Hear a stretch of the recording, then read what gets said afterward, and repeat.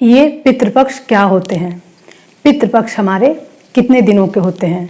इनमें हमें कौन कौन से ऐसे कार्य हैं जो हमें करने चाहिए और कौन से ऐसे कार्य हैं जो इन 15 दिनों में हमें नहीं करने चाहिए? क्या घर का बेटा ही पानी दे सकता है या फिर बेटे का बेटा भी पानी दे सकता है? क्या घर की बहू पानी दे सकती है? और कौन से ऐसे मांगलिक कार्य हैं जो इनमें हमें नहीं करने चाहिए? ये पितृपक्ष क्यों मनाया जाता है? पितृपक्ष के दौरान यदि हमें श्राद्ध की डेट ना पता हो तो हम श्राद्ध किस दिन करें? दिन हमें क्या दान करना चाहिए जिससे कि हमारे पितृ हमसे खुश हो जाएं और हमें हमेशा के लिए आशीर्वाद दें, ताकि हम अपने जीवन में हमेशा खुश रहें और आने वाली किसी भी समस्या से या दुख से हमारा बचाव हो सके। तो चलिए दोस्तों, इसी तरह के कई सारे क्वेश्चनों के जवाब आज मैं आपको दूंगी। नमस्कार दोस्तों, मैं आपकी दोस्त सरिता एक बार फिर से आपका स्वागत करती हूँ। तो चलिए दोस्तों, अब हम इन सवालों को जानते हैं। शायद आपको पता होगा कि हमारा पितृपक्ष 10 सितंबर से शुरू हो रहा है और ये 25 सितंबर तक चलेगा। तो ये जो हमारे पितृपक्ष होते हैं ये हमारे पितरों के लिए होते हैं, हमारे बुजुर्गों के लिए होते हैं जो अब इस दुनिया में नहीं होते हैं। कहा जाता है कि ये 15 दिन का समय होता है, ये हमारे पितरों के लिए निर्धारित किया गया है और हम उनके नाम से दान पुण्य कर सकते हैं, पूजा पाठ कर सकते हैं। तो ये सारी चीज़ें हमारे पितरों को मिलेंगी और वो हमें हमेशा के लिए आशीर्वाद देंगे और खुश रहेंगे। यदि हमारे पितृ खुश रहेंगे तो हम भी अपने जीवन में खुश रहेंगे। आप लोगों ने कभी कभी ऐसा देखा होगा कि घर में धन संपत्ति होने के बावजूद, रुपया पैसा होने के बावजूद, सारी सुख सुविधाएं होती हैं, फिर भी घर का कोई ना कोई सदस्य बीमार जरूर रहता है। एक के बाद दूसरी मुसीबतें आ जाती हैं जीवन में और हम समझ ही नहीं पाते कि ऐसा क्यों हो रहा है।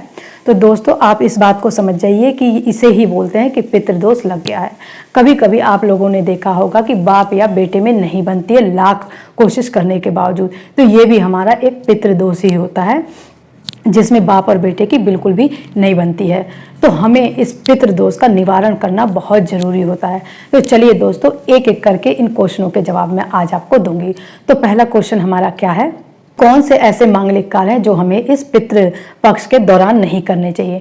तो मैं आपसे यही कहना चाहूँगी, कोई भी शुभ काम, जैसे कि हो गया हमें कान छेदाना हो गया, किसी की सगाई हो गई, किसी की शादी हो गई, किसी की इंगेजमेंट हो गई, भूमि पूजन हो गया, कोई कथा वार्ता हो गई, या कोई भी नई चीज़ की शुरुआत हमें बिल्कुल भी नहीं करनी है। इन 15 दिनों में नया कार्य हम बिल्कुल भी नहीं कर सकते हैं।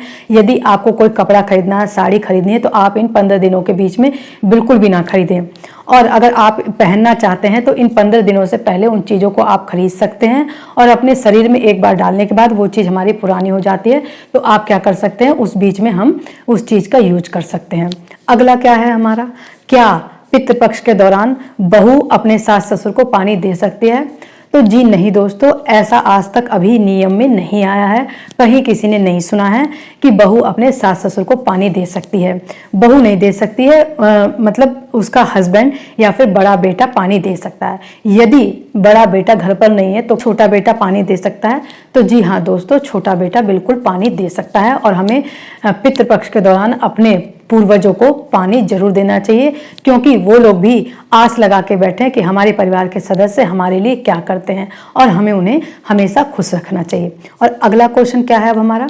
ऐसी कौन सी चीजें हैं जो हमें पितृपक्ष के दौरान दान करनी चाहिए? तो दोस्तों, दान की तो देखिए कोई भी सीमा नहीं होती है। आप जो चाहें वो किसी गरीब को, किसी ब्राह्मण को दान कर सकते हैं। अगर आपके बस में हो तो रोज गाय को आप रोटी खिला सकते हैं और कपड़े का दान दे सकते हैं, पैसे का दान दे सकते हैं। और अगर आपकी इतनी बेवत नहीं है तो ये जो हमारा पितृपक्ष है ये हमारा पूर्णिमा से शुरू होता है और अमावस्या के दिन ही ये हमारा खत्म होता है। तो आप सब लोग जानते ही होंगे कि अमावस्या की जो तिथि होती है वो दान की ही होती है, दान और स्नान की ही होती है। तो हमें क्या करना चाहिए, लास्ट में अमावस्या वाले दिन ही हम दान दे सकते हैं।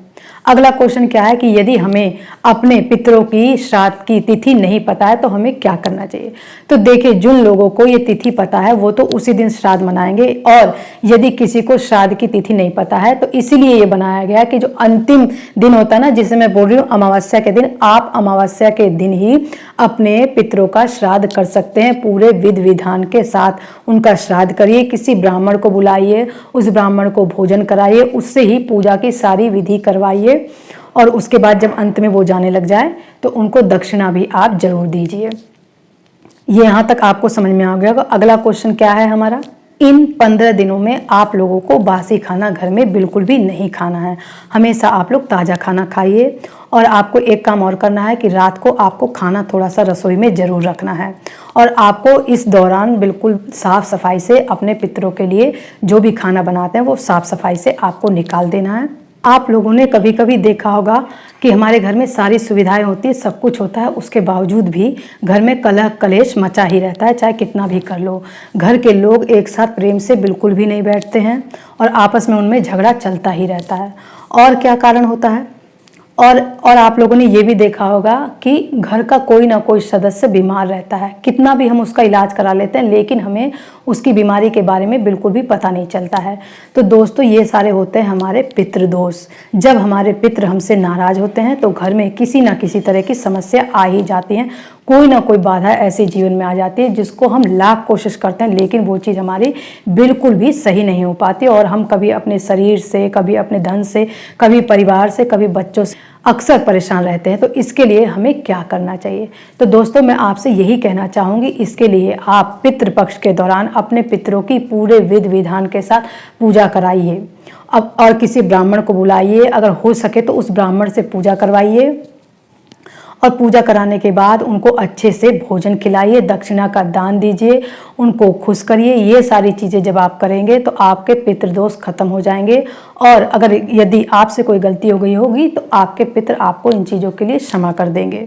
तो दोस्तों, ये विधि विधान हमारे पहले से ही बने आ रहे हैं, इनके पीछे जरूर कोई ना कोई सच्चाई होती है, तभी इन दिनों को मनाया जाता है, अपने पितरों को खुश किया जाता है। और एक चीज़ मैं और कहना चाहूँगी कि आप ये सारी पूजा कराने के बाद आप क्या कर सकते हैं, एक काम आप जरूर करिएगा। यदि ये काम आप नहीं करते हैं तो आपकी पूजा सफल नहीं मानी जाएगी। पूरी पूजा खत्म हो जाए तो आपको क्या करना है, कथा भी जरूर सुननी है। बिना कथा सुने ये पूजा अधूरी मानी जाती है। तो आई होप दोस्तों, मुझे उम्मीद है आपको समझ में आ गया होगा कि पितृपक्ष के दौरान हमें कौन से ऐसे जरूरी काम हैं जो करने चाहिए और कौन से काम नहीं करने चाहिए। तो दोस्तों, इन सारी चीज़ों को मैं अपनी आगे आने वाली वीडियो में और भी अच्छे तरीके से समझाऊंगी। और ये वीडियो मेरी आपको पसंद आई हो तो मेरे चैनल सुख की सरिता को लाइक करें, शेयर करें, सब्सक्राइब करें। अब मैं मिलूंगी आपसे अगली वीडियो में, तब तक के लिए धन्यवाद दोस्तों।